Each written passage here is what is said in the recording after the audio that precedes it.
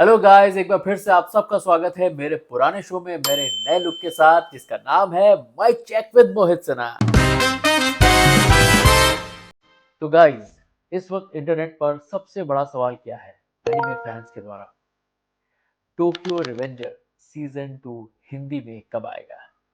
भाई आप विश्वास नहीं करोगे पर ये सवाल मेरे पास हर रोज कम से कम 35 से 40 लोग डिफरेंट डिफरेंट एनिमे पेजेस से मुझसे ऑलमोस्ट डेली पूछते हैं। और मैंने ऐसा सुना कि कई लोग अपनी तरफ से कुछ अजम्पशन भी लगा रहे हैं कि शो डब हो चुका है और जल्द ही आने वाला है। कई लोग ये कह रहे हैं कि अभी नहीं हुआ है, कुछ भी स्टार्ट नहीं हुआ है। कई लोगों का ये कहना है कि कास्टिंग चेंज हो गई है, अभी पुराने एक्टर्स नहीं रहेंगे, नए प्रोडक्शन हाउस को मिलने वाला है। कई लोगों का ये कहना है कि सर हमें कुछ समझ में नहीं आ रहा है, हम कब से वेट कर रहे हैं, सीज़न 1 इतना बड़ा हिट हो गया पर अब तक आप लोगों ने डब क्यों नहीं किया, प्लीज़ हमें इन्फॉर्म कीजिए, हम बताना चाहते हैं। ताकि मिच्ची के फैंस, माइकी के फैंस जानना चाह रहे हैं कि एक्चुअली आएगा कब टोक्यो रिवेंजर्स। तो बस इन्हीं सब सवालों के जवाब देने के लिए मैंने सोचा कि एक वीडियो ही बना देता हूँ ताकि आप तक मेरी बात पहुँच जाए। और जब मैं कुछ आपसे कहूँगा तो डेफिनेटली वो सच ही होगा। इसलिए मैंने सोचा मैं ही कह देता हूँ। देखिए भाई, मुझे लगता है लगभग 2 साल हो गए टोक्यो रिवेंजर सीजन 1 डब किए हुए। 1.5 साल तो हो ही गए होंगे। और बहुत ही मज़ा आया था सीज़न 1 डब करने में, नो डाउट आप सबने भी बहुत ढेर सारा प्यार दिया। मतलब मैं देखता हूँ जब यूट्यूब पे ऑलरेडी इंग्लिश में पड़ा हुआ था उसके बावजूद जब हिंदी में आया तो मिलियंस में मतलब व्यूज़ गए। अभी भी मैं देख रहा था जो क्यूमुलेटिव सारे एपिसोड्स का एक बंच उन पे पड़ा हुआ, उसमें कुछ 6-8 मिलियन व्यूज़ हैं। और बाकी एपिसोड जो सिंगल एपिसोड्स हैं उसमें भी 15 लाख 20 लाख व्यूज़ है। तो मतलब थैंक यू सो मच इतना ज़्यादा प्यार देने के लिए हिंदी में ताकि मिर्ची और टोक्यो रिवेंजर्स को। अब ये जो सवाल है ये सारे आर्टिस्टों से पूछा जा रहा है, मुझसे भी पूछा जा रहा है और लोग अज्यूम भी कर रहे हैं। बट फैक्ट ये है कि अभी तक हमारे पास ऐसी कोई इन्फॉर्मेशन नहीं आई है कि टोक्यो रिवेंजर कब डब करना है, होगा या नहीं होगा, कैसे होगा, क्या होगा। मतलब ऐसा नहीं है कि ट्राई नहीं किया गया। शायद प्रोडक्शन हाउसेस जिसके साथ हमने किया था उन लोगों ने शायद कोशिश भी की होगी। बट क्या होता है कभी कभी अगर हम कोई चीज़ किसी और चैनल के लिए करते हैं और जो सेकंड या थर्ड या फोर्थ सीज़न किसी और चैनल पे अवेलेबल है, तो जब तक वो राइट्स उस यूट्यूब चैनल को या फिर यूट्यूब वाले राइट्स उस पर्टिकुलर चैनल को नहीं मिल जाते तब तक सारी चीज़ें एक साथ बैक टू बैक नहीं आ सकती। मुझे लगता है सबसे बड़ी दिक्कत जो आ रही है कि अभी तक डब नहीं हुआ है उसका रीज़न यही होगा कि बिकॉज़ अलग अलग प्लेटफॉर्म्स पे अवेलेबल है सीज़न 1, सीज़न 2, सीज़न 3, सीज़न 4 शायद।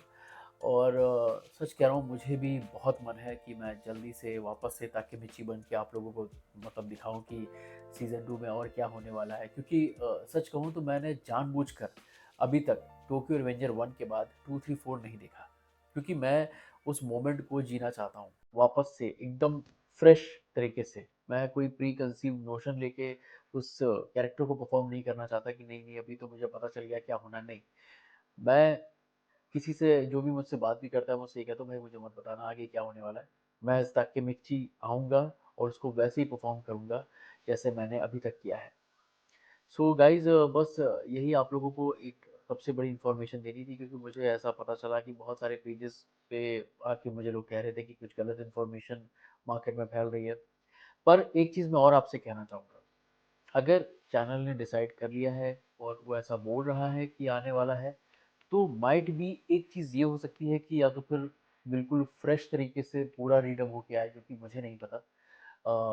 पर ऐसा होना नहीं चाहिए क्योंकि अगर अलग चैनल पे वापस से स्टार्ट से फिर 1 2 3 4 होता है तो फिर वो जो हमने इतनी मेहनत की वो सब बेकार हो जाएगी। तो मैं नहीं चाहता कि ऐसा हो। लेकिन अगर होगा और अगर किसी के पास ऐसी इन्फॉर्मेशन है कि हो रहा है, क्योंकि मेरे और मेरे जो बाकी मतलब कोलीग्स थे जिन्होंने टोक्यो रिवेंजर में मेरे साथ किया तो उनके पास भी कोई ऐसी इन्फॉर्मेशन है और अपनी इंडस्ट्री बहुत लिमिटेड आर्टिस्ट के साथ काम करती है। तो अगर ऐसा हो रहा होता कि कहीं और हो रहा होता विद डिफरेंट कास्ट तो भी पता चल जाता। तो मुझे लगता तो नहीं कि ऐसा होगा। और मुझे जहाँ तक लगता है कि जिस तरीके से जो फैंस चाह रहे हैं टोक्यो रिवेंजर जल्दी आए, सीज़न 2 और 2 ही क्यों 3 4 जो भी उसके बनते जा रहे हैं सीज़न सब हिंदी में डब होने चाहिए। तो वो उसी की तरह आगे बढ़ता जाए और उसी कास्ट के साथ आगे बढ़े ताकि आपकी जो कनेक्टिविटी है उस कैरेक्टर के साथ, उस किरदार के साथ वो मिस ना हो। क्योंकि फिर से एक नए किरदार को एक नई आवाज़ के साथ सुनना या पुराने किरदार को एक नई आवाज़ के साथ सुनना, उससे जोड़ना इतना आसान नहीं होता। हम कि जब बच्चे थे ऐसा कोई शो देखते थे और उसमें अचानक से आवाज़ बदल गई तो वो मज़ा नहीं आता था। तो इसलिए मैं चाहता हूँ कि आप लोग जिस तरह प्यार दे रहे हैं ताकि मिर्ची को और टोक्यो रिवेंजर को वैसे देते रहिए। चैनल से भी आप मुझे नहीं पता क्या तरीका होता है पूछने का, लेकिन अगर कोई तरीका है तो उनसे अ, आप लोग भी डिमांड कर सकते हैं, पूछ सकते हैं कि सर क्यों नहीं आ रहा है या क्या तरीका है आने का। क्योंकि एज एन आर्टिस्ट हम तो रिस्ट्रिक्ट रहते हैं, हम ना डिमांड कर सकते हैं, हम ना उनको फोर्स कर सकते हैं। क्योंकि अगर हमने किया तो फिर बहुत सारे कॉन्ट्रैक्ट्स और बहुत सारी चीज़ें होती हैं कि आपने ऐसा क्यों बोला, ऐसा क्यों नहीं बोला, क्यों कर रहे हैं, क्यों नहीं कर रहे हैं। तो हमारे पास हमें सब जो जो भी चीज़ें फाइनल होती है ना, सबसे लास्ट में आर्टिस्ट को पता चलती है। प्रोडक्शन हाउस को पहले पता चलेगा। कभी कभी फैंस को हमसे जल्दी पता रहता है। कई कई बार मुझे फैन पेजेस से ऐसे मैसेज आया कि सर ये वाला शो होने वाला है और आप देख लीजिएगा, आपका किया हुआ कैरेक्टर उसमें भी है। नॉट अगर मैनी में नहीं तो कभी कोई के ड्रामा, कभी कोई इंग्लिश शो। तो मुझे भी कभी कभी पता नहीं होता, लेकिन जब उनकी बात सही होती है कि वही शो हम लोग कर रहे होते हैं। तो एनिमेज के बारे में भी ऐसा है कि पहले से उनको पूरी लिस्ट पता पता चल जाती है कि ये आने वाला है और ये वाले के लिए आप सर मैं चाहता हूँ आप ये वाला रोल करें। तो बस यही है दोस्तों। तो अगर आप लोगों को किसी ने मिस इन्फॉर्मेशन दी है कि हो चुका है या आने वाला है बहुत जल्द, तो मुझे नहीं लगता कि ये इन्फॉर्मेशन सही है मेरी नॉलेज के हिसाब से। क्योंकि अगर कोई भी शो अगर इस लेवल का डब होता है तो डब होने में ही काफ़ी टाइम लग जाता है। क्योंकि अगर एक एपिसोड भी हम डब करते हैं, एक एपिसोड में सिर्फ एक कैरेक्टर नहीं है, एक एपिसोड में 50 कैरेक्टर है।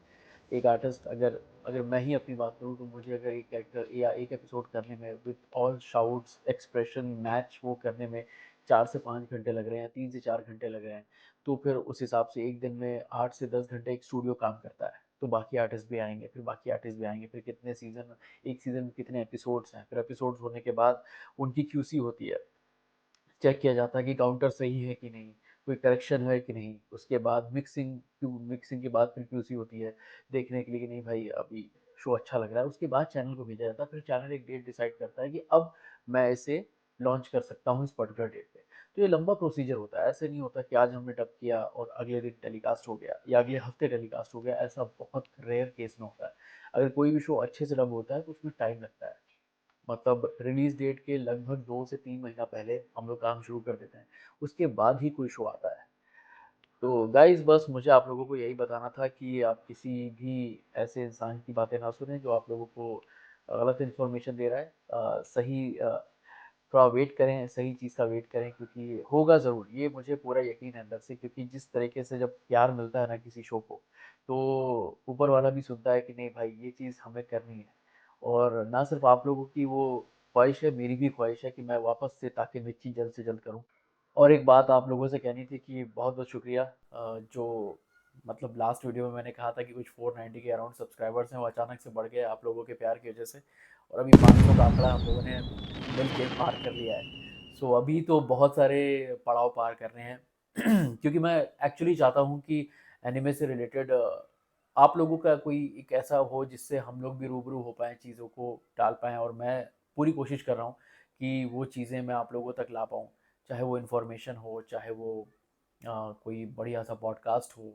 आगे चल के अभी जैसा कि मैंने वादा किया था कि 500 सब्सक्राइबर्स के बाद अभी वॉइस आर्टिस्ट भी आएंगे। बट वो धीरे धीरे होगा, धीरे धीरे जैसे आप लोग अपना प्यार मुझे दे रहे हैं वैसे ही धीरे धीरे चीज़ें भी प्रोसेस में होंगी और होगा ज़रूर, सब कुछ होगा। पर मैं चाहता हूँ slow and steady wins the race, जिस तरह होता है वैसे ही हो। सो थैंक यू गाइज आज ये वीडियो देखने के लिए। आगे भी अगर कोई ऐसी इन्फॉर्मेशन मेरे पास आती है जिससे जो मुझे अलाउ होगी शेयर करना, वो मैं ज़रूर करूँगा। और अगर नहीं अलाउ होगी और ऐसा कोई शो होता है जो मुझे लगता है सीधे आपके सामने आ जाएगा, तो और भी खुशी की बात होगी कि फाइनली वो शो आपके सामने आ गया।